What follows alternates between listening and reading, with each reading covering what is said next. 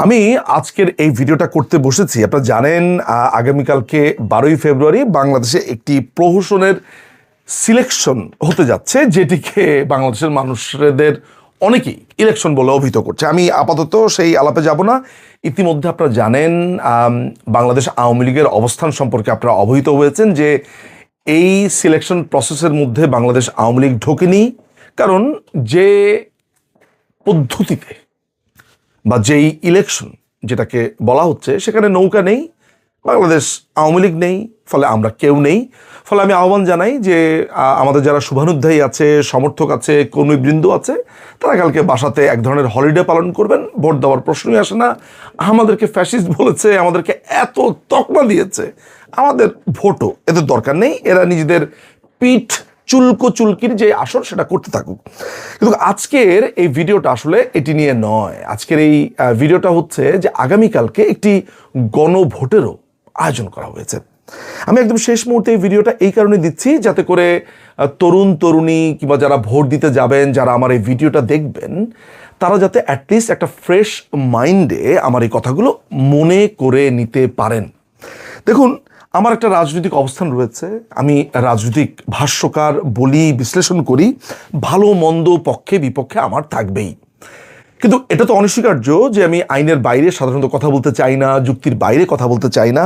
ফলে আমি তরুণদের প্রতি এক ধরনের দায় অনুভব করি যে এই গণভোটটা ঠিক যেই সব জায়গা থেকে হচ্ছে, যেগুলোকে পরিবর্তনের জন্য হচ্ছে, এই জিনিসগুলো জানানো। তা না হলে সামনের প্রজন্মে আমার কাছে নিজেকে এক ধরনের দোষী, গিল্টি মনে হবে যে আমি তো তরুণদেরকে বুঝিয়ে কখনো বলিনি যে এই গণভোটটা কি, কেন এই গণভোটে তাকে নাতে টিক দিতে হবে, এই কথাটা তো কখনো বলিনি। ফলে সেই দায় থেকেও নিজেকে মুক্ত করবার একটা প্রয়াস বলা যেতে পারে।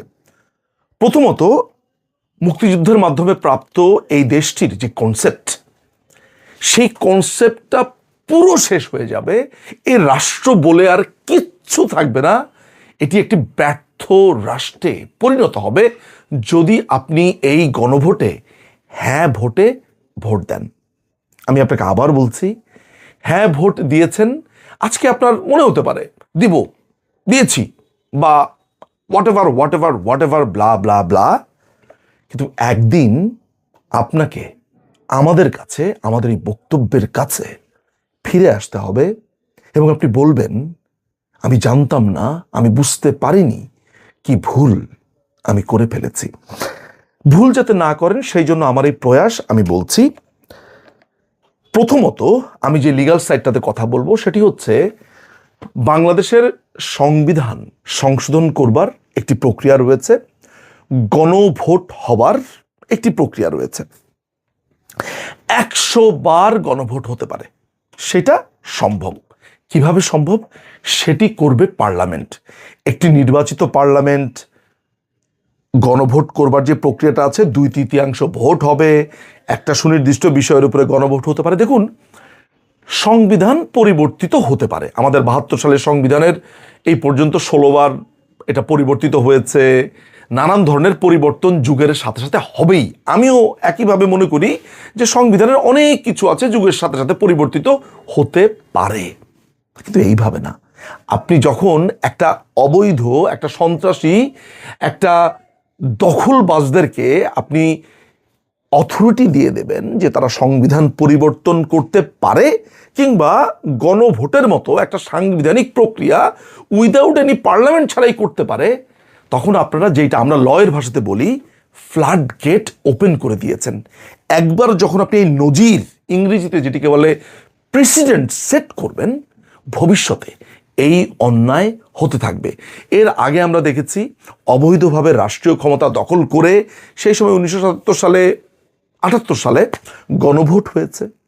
সেই গণভোট আমরা দেখেছি 100%-এর উপরে ভোট পড়েছে।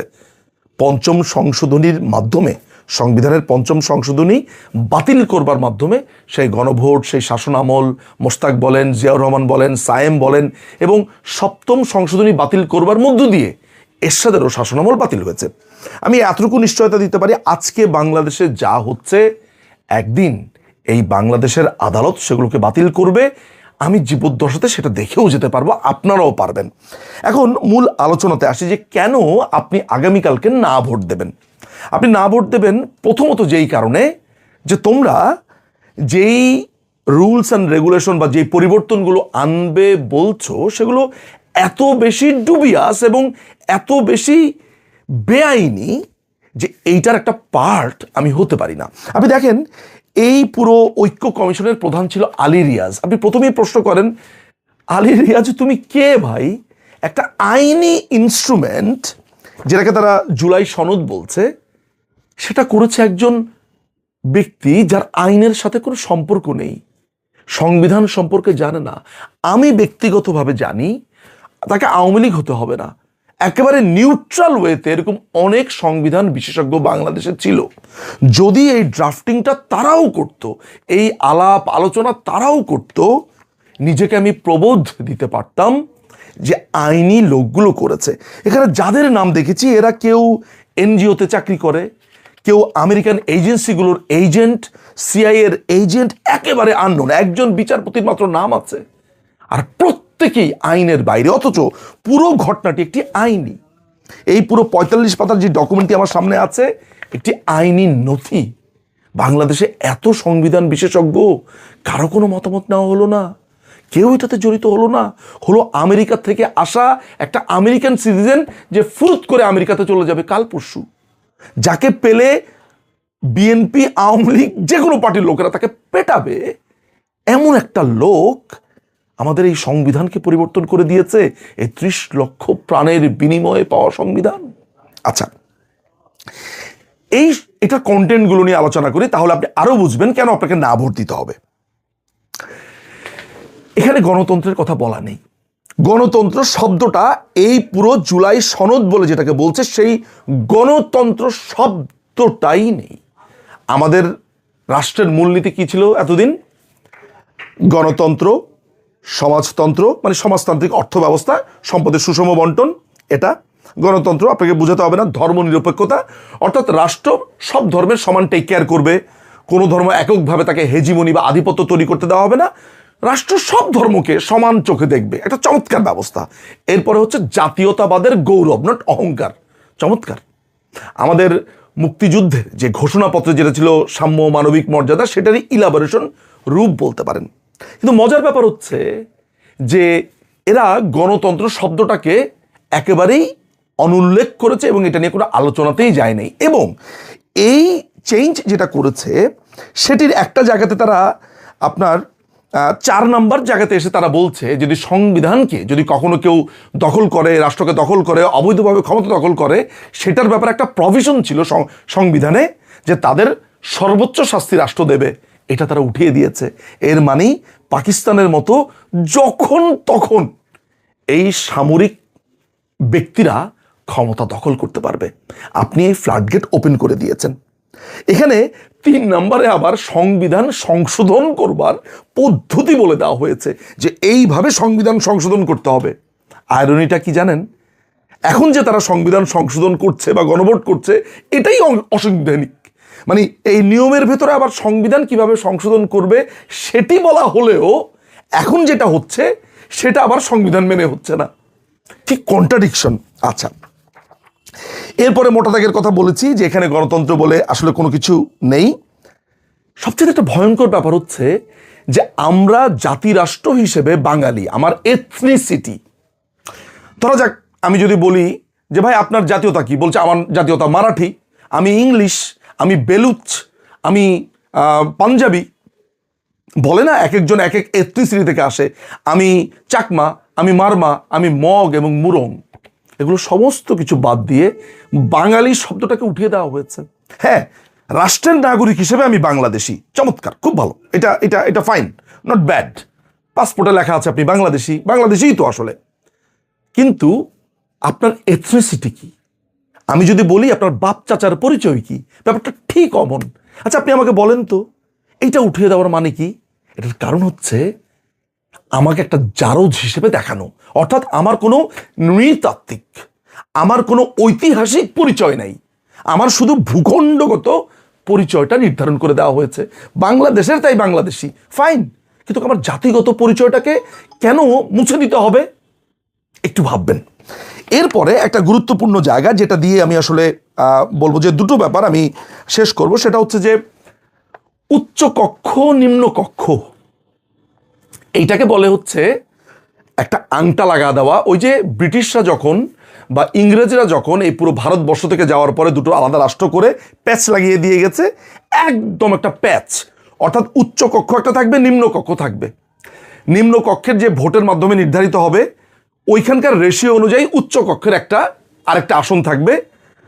কোনো একটা সিদ্ধান্ত নিতে হলে নিম্ন কক্ষেরও 2/3 ভোট লাগবে, উচ্চ কক্ষেরও 2/3 ভোট লাগবে। বুঝতে পেরেছেন? অর্থাৎ কোনো একটা সিদ্ধান্ত যদি এমপিরা নেয়, উচ্চ কক্ষের যারা বসে থাকবে উইদাউট এনি ভোট, আপনার পাবলিক ভোট ছাড়া, এদের ভোটের মাধ্যমে নির্বাচিত হবে বা এদের অনুমতির মাধ্যমে নির্বাচিত হবে। তাদের কোনো অনুমতি না হলে আপনি বড় বড় সিদ্ধান্ত নিতে পারবেন না। ধরা যাক একটা যুদ্ধ অবস্থা লেগে গেল, মায়ানমারে এখন সৈনিক পাঠাতে হবে, উচ্চ কক্ষ বলল না না না না, এটা হবে না, শেষ। আপনি যাদেরকে ভোট দিয়েছেন এমপিদেরকে, সেই এমপিদেরকে ভোট দিয়ে আপনার কোনো লাভ নাই। অর্থাৎ আপনি সরাসরি যাদেরকে ভোট দিয়েছেন তাদেরকে কমপ্লিটলি খোঁজা বানিয়ে ফেলানো হয়েছে। খোঁজা মানে বোঝেন? জানি না এটাকে খারাপভাবে নেবেন কিনা। পুরুষের যখন বিচি থাকে না, সে হয়ে যায় খোঁজা। এমপিদের বিচি কেটে খোঁজা বানিয়ে দেওয়া হয়েছে। আমার যিনি ভিডিও করছেন তিনি ব্যাপকভাবে হাসছেন, হাসি ঠেকিয়ে রাখছেন। হাসি ঠেকানোর মতোই তো ব্যাপার।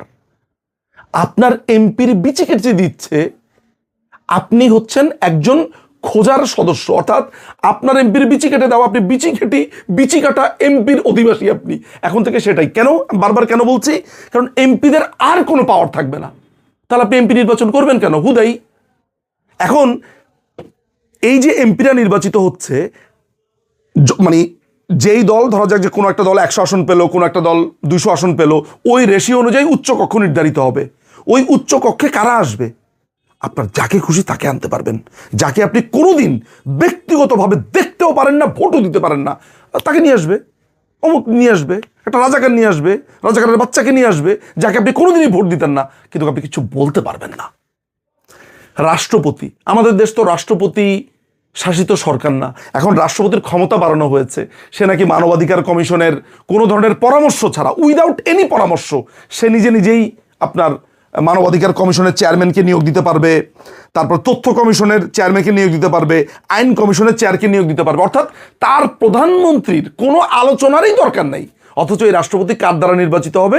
প্রধানমন্ত্রীর দ্বারা নির্বাচিত হবে। আপনার গোপন ব্যালটে উচ্চ কক্ষ নিম্ন কক্ষের কথা বলছে, বা এতদিন তো এমপিদের ভোটে নির্বাচিত হতো। তার মানে রাষ্ট্রপতি যা ইচ্ছা তাই করবে, you can not do anything. কারণ তারা তো আসলে ইউনুসকে আনতে চায় কোনো না কোনোভাবে। ইউনুসকে তারা একটা বিশাল স্বাধীনতা দিয়ে রাখতে চায়, ডিফেন্স, তারপরে অস্ত্র কেনা টেনা, এইসব সমস্ত ব্যাপারে যাতে আপনি সিদ্ধান্ত না নিতে পারেন, পেচকি লাগিয়ে দেওয়া, এটাই হচ্ছে এটার উদ্দেশ্য। কেন হবে না? এটি তো কোনো আইন জানা মানুষ এই ড্রাফটিংটা করেনি। আরও আসছি, একদম লাস্টে যেটা আলোচনা করব সেটা হচ্ছে তত্ত্বাবধায়ক সরকার। বাইরে আল্লাহর ওয়াস্তে আপনারা এই জুলাই সনদের তত্ত্বাবধায়ক সরকারের অংশটা পড়বেন। এইটা আছে, এই তত্ত্বাবধায়ক সরকারের অংশটা আছে, আমি এতক্ষণ পড়লাম, আইন পড়েছি, বুঝছেন? এইটা পড়ার পরে মনে হলো সমস্ত কিছু আমার মাথার উপর দিয়ে যাচ্ছে। এটা হচ্ছে 16 নম্বর পয়েন্ট। এই 16 নম্বর পয়েন্টের মধ্যে যে কি লিখেছে, সোজা বাংলাতে যেটা হচ্ছে যে বিরোধী দল 5 জনকে লিস্ট করবে, অমুক দল তত্ত্বাবধায়ক হতে পারবে, মানে তত্ত্বাবধায়ক সরকারের প্রধান হিসেবে সিলেক্ট করবে, সরকারি দল 5 জনকে সিলেক্ট করবে, সেকেন্ড বিরোধী দল যাদের রেশিও আছে তারা করবে, কারো যদি পছন্দ না হয় তাহলে বিরোধী দলের লিস্ট থেকে সরকারি দল করবে, সরকারি দলের লিস্ট থেকে বিরোধী দল করবে, দ্বিতীয় বিরোধী দল থেকে আবার দ্বিতীয় বিরোধী দলের লিস্ট থেকে সরকারি দল আর বিরোধী দল চুজ করবে। একটা পর্যায়ে মনে হবে সীতাকার বাপ। অর্থাৎ আপনি এগুলা শুনতে শুনতে আপনার কাছে মনে হবে রামায়ণ পড়েছেন। আপনি খালি বলবেন যে ভাই কি কইলেন, আরেকবার কোন। বিশ্বাস করেন, এত বছর আইন পড়েছি, আইন চর্চা করেছি, চেষ্টা করেছি আইনের জগৎ একটু এক্সপ্লোর করার জন্য। আল্লাহর কসম করে আপনাকে বলি, মোটামুটি আমার মাথা ধরে গেছে, মানে কিচ্ছু বুঝি নেই, বা যেটা বুঝছি সেটাও বুঝি নেই, বা যেটা বুঝি নেই সেটাও ভুলে গেছি, বা যেটা বুঝেছি সেটা মাথা ভোবো করছে। অর্থাৎ এমন একটা জটিল প্রক্রিয়া দিয়ে আপনাকে নিয়ে যাচ্ছে, আপনার খবর আছে। কিন্তু ধরেন যে একটা পার্লামেন্ট যদি হয়, একটা নির্বাচন যদি হয়, সেখানে নির্বাচিত সদস্যরা চিন্তা ভাবনা করে যদি করে, তাহলে না একটা প্রসেসের মধ্যে ব্যাপারটা আসে, কারণ সেখানে আইনজীবী থাকবে, আইনজ্ঞ থাকবে। কিন্তু এরা আলী রিয়াজকে এনেছে, জটিল তো হবেই।